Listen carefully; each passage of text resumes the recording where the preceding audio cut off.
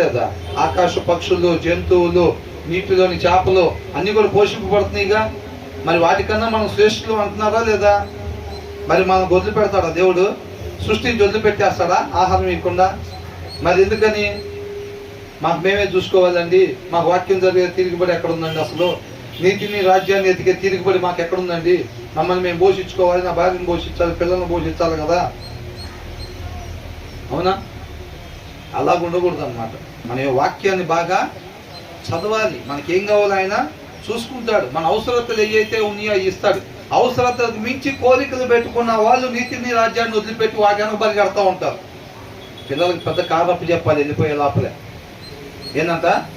ఈయన కన్ను మూసే లోపల అంట కారు తాళాలు, పెద్ద కారు తాళాలు చేతిలో పెట్టాలి. పెద్ద బంగ్లా తాళాలు, నాన్న 3 ఫ్లోర్లు ఇగో ఆ చేతిలో పెట్టాలి. ఇదిగో 3 ఎకరాల పొలం ఆ చేతిలో.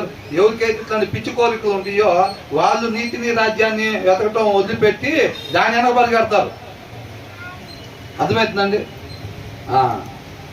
కాబట్టి మనం అలా ఉండకుండా వాక్యాన్ని అనుసరించటం యథార్థమైన మార్గము, వాక్యాన్ని అతిక్రమించటము దోషం చేసినట్టుగా వంకర మార్గం అన్నమాట. అది యథార్థమైన మార్గంలో వెళ్ళాలని ఎంతమంది అనుకుంటున్నారు? చేయొద్దండి ఒకసారి. యథార్థమైన మార్గంలో, యథార్థమైన మార్గం అంటే మనిషి వెళ్ళాల్సిన మార్గంలోనే నేను వెళ్ళాలి అని ఆశ కలిగి, నిజంగా అంతరంగంలో ఆశ కలిగి ఉంటే కనుక దేవుడు తృప్తిపరుస్తాడు.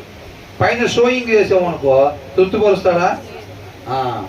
షోయింగ్ చేస్తే దేవుడు తృప్తిపరిచేవాడు కాదన్నమాట. అంతరంగంలో నిజంగా నేను ఎలాగుండాలో, ఏ ఉద్దేశం కొరకు దేవుడు నన్ను సృష్టించుకున్నాడో దాని కొరకు మాత్రమే నేను జీవించాలి అని మనం ఆశ కలిగి ఉంటే కనుక దేవుడు తప్పనిసరిగా తృప్తిపరుస్తాడు. యేసుక్రీస్తు ఏ రీతిగా అయితే వచ్చిన పని నెరవేర్చాడో మనం కూడా ఆ రీతిగా మన పట్ల దేవుడికున్న చిత్తాన్ని నెరవేర్చి యేసుక్రీస్తు వల్లే మనం కూడా తండ్రిని మహింపరిచే వారంగా ఉంటాం. అంతరంగంలో ఆ కోరిక లేదనుకోండి, అంతరంగంలో 3 ఫ్లోర్లు బిల్డింగు, పెద్ద కారు, లేకపోతే మంచి హోదా, లేకపోతే మంచి సంబంధం చూడాలి. ఇవన్నీ ఎవరు? గుణవతి అయిన భార్య అది యెహోవా వశం అంట. ఎవరు ఇవ్వాలంట? మా అబ్బాయికి మంచి సంబంధం ఎట్టగట్టు నేను చూసి కళ్ళు మూస్తే అయ్యా ఒక్క కార్యక్రమం చేస్తే అని అంటే, నీది కాని పని నువ్వు బుధాన్ని ఎత్తుకుంటే ఏమైంది? చేస్తావా? గుణవతి అయిన భార్యని ఇవ్వటం అంటే అది యెహోవా వశం. ఆయన పాదాలు చెంత పెట్టాలి. అర్థమవుతుందండి? ఆయన పాదాలు చెంత పెట్టినట్లయితే కనుక ఆయనే నడిపిస్తారు. ఆయన కార్యాలు ఆశ్చర్యకార్యాలు. మేము కూడా అనుకోలేదు. చాలా మంది అడిగితే అసలు ఎలాగైందండి, ఎట్లా సెట్ అయింది సంబంధం, అసలు మేము కూడా అనుకోలేదండి. మేము ఆ రోజు సెలవు కదా అని చెప్పి మేము ఊరికి అట్లాకి వెళ్ళి అక్కడికి వెళ్తే